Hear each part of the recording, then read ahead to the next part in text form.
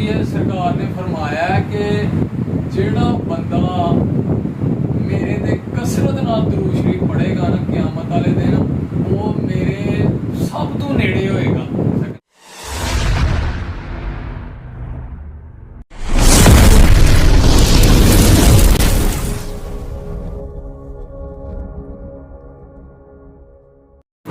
बिस्मिल्लाहिर्रहमानिर्रहीम अल्लाहुम्मा सल्ली अला मुहम्मद व अला आलि मुहम्मद। अस्सलाम वालेकुम जी दोस्तों, वीरां भरावां नूं, सज्जनां साथियां नूं, साडे चाहण वालियां नूं, उम्मीद करने सारे खैर वाफियत नाल होगे। असीं भी अल्लाह दे करम फजल दे नाल दिहाड़ियां दुआवां नाल अल्हम्दुलिल्लाह अज दे नवें ब्लॉग दे विच दिहाड़ी खिदमत च हाज़र हां दोस्तों। ते अज जनाब असीं तुहानूं एक गल सुनानी है हकी सच्ची जनाब दरूद शरीफ की फजीलत ते इलामा मुहम्मद इकबाल रहमतुल्लाह अलैह के उन्हां दी कामयाबी दा राज भी दसना अज तुहानूं अपने वीरां नाल करना है शेयर। ठीक है, तो उससे तो पहले एक रिक्वेस्ट है कि जेडे दोस्त साडे चैनल दे नवे ने वो जल्दी जल्दी साडे चैनल नूं कर लो सबसक्राइब, लाइक कर लो, शेयर कर लो दोस्तां नाल, सज्जनां नाल, साथियां नाल, ते बैल आइकन दे बटन नूं दबा लो क्योंकि जदों भी साडी वीडियो चैनल ते आए वो तुहाडे तक जरूर पहुंचे। वीडियो मुकम्मल वेखनी है, इंशाअल्लाह मज़ा आएगा तुहानूं दोस्तों। तुहाडे तामन की सपोर्ट की बहुत ज़रूरत है। ठीक है जी, तो दरूद शरीफ की बहुत ज़्यादा फजीलत अल्लाह ताला ने रखी दी। सब तो पहला ये कि जिन्नी मर्जी तुम इबादत कर लो, तो जिहड़ी मर्जी इबादत कर लो, पूरी रात नवाफल अदा करते रहो, एक लत्त से इबादत करो खलो के, लेकिन उन्नी देर तक वो पता नहीं कबूल होनी है कि नहीं। एक तो ये है कि वो तुम दरूद शरीफ पढ़ोगे तो वो कबूल होनी है इबादत, नहीं तो वो मसलन तुसी कह नहीं सकते कि साड़ी अल्लाह ताला ने दुआ कबूल अपनी इबादत कबूल कर ली है। लेकिन दरूद शरीफ एक ऐसी इबादत है ते जनाब ऐसा अमल है कि जो तुसी किसी भी हालत यानी कि पढ़ते हो ना, किसी भी टाइम पढ़ते हो तो जनाब वो उस टाइम कबूल होता है।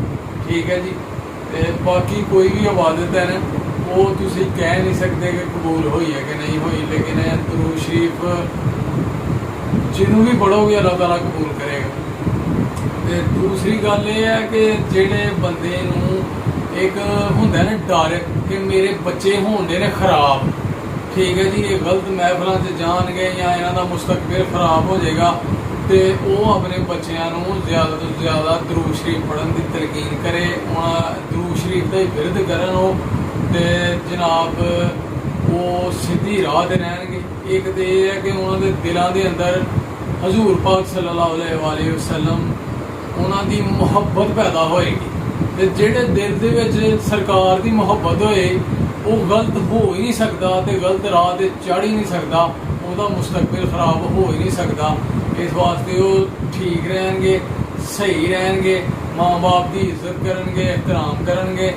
इस वास्ते अपने बच्चों को ज़्यादा तो ज़्यादा दरूद शरीफ का विरद करन दा जिहड़ा उन्होंने तलकीन करो, जो दरूद शरीफ ज़्यादा तो ज़्यादा पढ़न तुहाडे बच्चे, ते एक अल्लाह ताला जहानत भी वधांदा उस बंदे की कि जिहड़ा दरूद शरीफ ज़्यादा तो ज़्यादा विरद करता है। ठीक है दोस्तों, तो इस वास्ते अपने बच्चों को दरूद शरीफ ज़्यादा तो ज़्यादा विरद करने की तलकीन करो, उन्होंने दरूद शरीफ सिखाओ, पढ़ाओ, याद कराओ। ठीक है, दरूद शरीफ पढ़न का ये भी एक फायदा है कि बंदे के लहजे च ना बड़ी मिठास आ जाएगी, वो अखलाक च बड़ी मिठास आ जाएगी। वो होंदा है कि यार मैं वो बंदे को मिलिया यार उसका अखलाक ही है ना अच्छा कि यार दिल च जगह बना गया, कि वो सारिया बरकतां दरूद शरीफ के नाल ने कि जिहड़ा बंदा दरूद शरीफ पढ़ेगा उसका लहजा ऐटोमैटिकली मिठा होंदा जाना है, मिठास आ जाएगी उसदे लहजे च। ठीक है, तो हदीस भी है, सरकार ने फरमाया है कि जिहड़ा बंदा मेरे ते कसरत नाल दरूद शरीफ पढ़ेगा ना क़यामत वाले दिन वो मेरे सब तो नेड़े होएगा। वो ही बंदा जिहड़ा सरकार दे दरूद शरीफ पढ़ेगा, इन्ना अजर है। तो हर बंदा चाहेगा, हर मुसलमान जिहड़ा हर उम्मती है सरकार का कि मैं हजूर पाक सल्लल्लाहु अलैहि वसल्लम के नेड़े तो नेड़े होवां, उन्होंने ज़ियारत करां ते उन्होंने कोल पवां, तो वही बंदा होएगा कि जिहड़ा उन्होंने दरूद शरीफ पढ़ेगा क़यामत वाले दिन वो सरकार के नेड़े होएगा। ठीक है जी। ते दरूद शरीफ पढ़न दियां बड़ियां बरकतां ने, बड़ियां बरकतां ने। ते इलामा मुहम्मद इकबाल रहमतुल्लाह अलैह उन्हां नूं किसी ने पुछया ना कि तुहाडे शेरां 'च इन्नी खंड कित्थों आ गई है, ते उन्हां ने कहा जी उंज भी जेड़ा ना अहले जमाना जेड़े शेरां नूं जानदे ने, जिन्ने भी शायर ने, वो गालिब नूं इलामा इकबाल तों वड्डा शायर मनदे ने।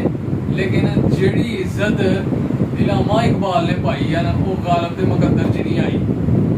ते वो इलामा इकबाल नूं किसी ने पुछया कि तुहाडे शेरां 'च इन्नी मिठास कित्थों आ गई है, ते फिर उन्होंने दस्सिया कि जी मैं 1.25 करोड़ मरतबा हजूर पाक सल्लल्लाहु अलैहि वसल्लम उन्हां दी ज़ात ते दरूद शरीफ पढ़िया, ते सारा शहद जेड़ा ना नामे मुहम्मद सल्लल्लाहु अलैहि वसल्लम दे नाल है, जेड़े मेरी शायरी दे विच मिठास है, ते इन्ना मकाम है, इन्ना मरतबा है, ते इन्नी इज्जत अल्लाह ताला ने मैनूं दित्ती है। ये सारियां बरकतां जेहड़ियां ने वो दरूद शरीफ दियां ने। ते इस वास्ते मेरे दोस्तों, सज्जनों, साथियों, दरूद शरीफ ज़्यादा तो ज़्यादा पढ़ो, ज़्यादा तो ज़्यादा कसरत नाल। दरूद शरीफ दियां बड़ियां बरकतां ने। हज़रत जिबरील अलैहिस्सलाम कहते हैं कि जी मैं दुनिया दी हर चीज़ नूं गिन सकना, पानी का एक एक कतरा, समंदर का, यानी कि समुद्र च जिन्ना पानी है, कितना पानी है, वो भी मैं गिन सकना। ते रेत का एक एक जर्रा, रेगिस्तान च कितनी रेत है, वह एक एक जर्रा गिन सकना मैं। ते बारिश का एक एक कतरा, हालांकि बारिश होंदी होएगी ना, तो वह बंदा गिनती नहीं कर सकता, वह शुमार नहीं कर सकता। लेकिन हज़रत जिबरील अलैहिस्सलाम नूं अल्लाह ताला ने ऐसी ताकत दी है कि वो बारिश के कतरे भी गिन सकते हैं। तो उन्होंने कहा जी कि बस नहीं गिनती मेरे को होंगी, तो यह गिनती नहीं होंगी कि जिन्हों एक सरकार का उम्मती सरकार दे नबी पाक सल्लल्लाहु अलैहि वसल्लम ते जो दरूद शरीफ पढ़ता है ना, तो अल्लाह ताला इन्नियां रहमतां बरसांदा है उस बंदे ते कि जी मेरे को गिनिया नहीं जान दियां, वो गिनती नहीं होइयां बरकतां कि इन्नियां रहमतां अल्लाह ताला उस बंदे दे उत्ते बरसांदा है कि मेरे को गिनती नहीं होंदियां। इन्नी अगू हिसाब ला लो कि यार इन्नियां बरकतां कि असीं शुमार नहीं कर सकते। ठीक है दोस्तों, तो ਇਹਦੇ ਨਾਲ ही जनाब सानू अज दिओ इजाजत। अज की वीडियो करने एंड, उम्मीद करने तुहानू जरूर साडियां गल्लां जिहड़ियां ने पसंद आईयां होणगियां, ते दरूद शरीफ दियां बरकतां जिहड़ियां तुसीं सुनियां ने वो तुहानू जरूर पसंद आईयां होणगियां, ते इह हकीयां सच्चियां ने। नबी पाक सल्लल्लाहु अलैहि वसल्लम उन्होंने भी फरमाया, उन्होंने हदीस भी तुहानू सुनाई है।